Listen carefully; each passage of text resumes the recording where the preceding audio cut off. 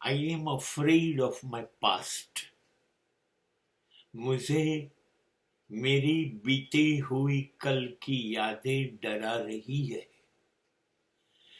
दीवारों दर से उतर के परछाइयां बोलती है। जब कोई नहीं बोलता तब तन्हाइयां बोलती है।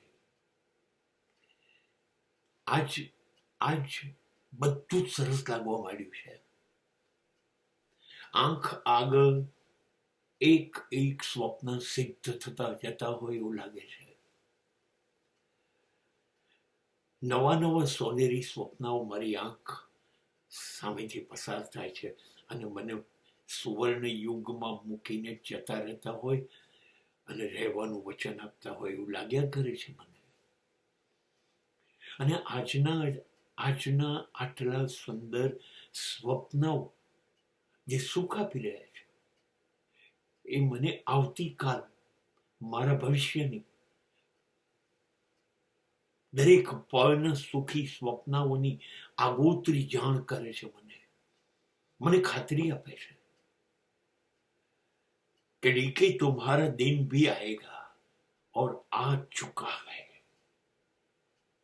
You will enjoy your tomorrow and that will be a golden time, brighter time।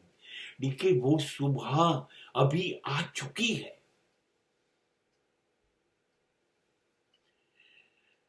अस्तित्व कहिए तो अस्तित्व ने ईश्वर कहिए तो ईश्वर न चारे हाथे वर्षे आशीर्वाद वर्षे छे आशीर्वाद।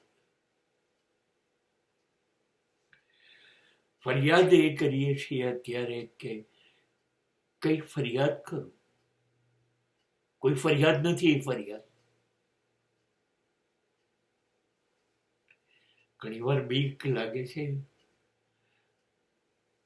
આટલું બધું સુખ, આટલી બધી શાંતિ કોઈ દિવસ જોઈ નથી ને 70 વર્ષની જિંદગીમાં તો ડર લાગવા માંડે। અચાનક ક્યાંથી પૃથ્વી પરનું તમામ સુખ મારી ઉપર બિલકુલ વરસવા માંડ્યું।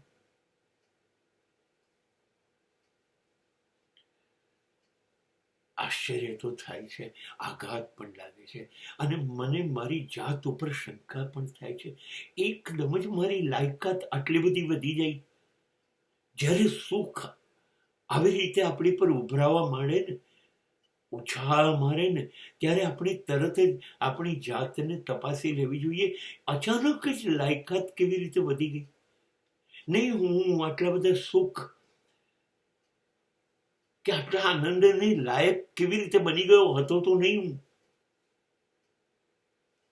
શંકા જાય છે મને મારી ઉપર, કેમ કે જે વર્ષે છે એ તો બહુ સાચું છે ને, એ કુદરત વરસાઈ રહી છે। એ દરેક સૂર્યોદય ભરપૂર આશાઓ લઈને મારી પાસે આવે છે। ચલ બેટા, તારા માટે આવ્યો છું એવું કહેતો હોય એવું મને લાગે છે।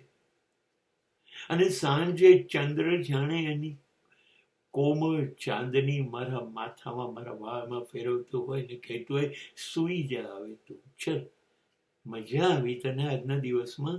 અને હું બોલ્યા વગર નાનકડું માથું હલાવતા ચોખા ખાતો ખબર નહીં કઈ દુનિયામાં પ્રવેશી જાઉં છું।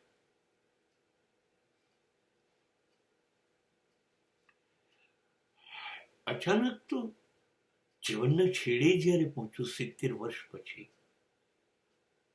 ત્યારે અચાનક કેવી રીતે લાયકાત વધી ગઈ? અચાનક। અને વધી ગઈ તો કેવી રીતે વધી ગઈ? કોના આશીર્વાદથી? કયા પરિબળોથી વધી ગઈ? કયા પરિબળો? 70 વર્ષ સુધી આ પરિબળો ક્યાં હતા? અચાનક આવા બધા વિચારો જ્યારે આવે છે ત્યારે અસ્તિત્વ ઉપર ભરોસો બેસી જાય છે।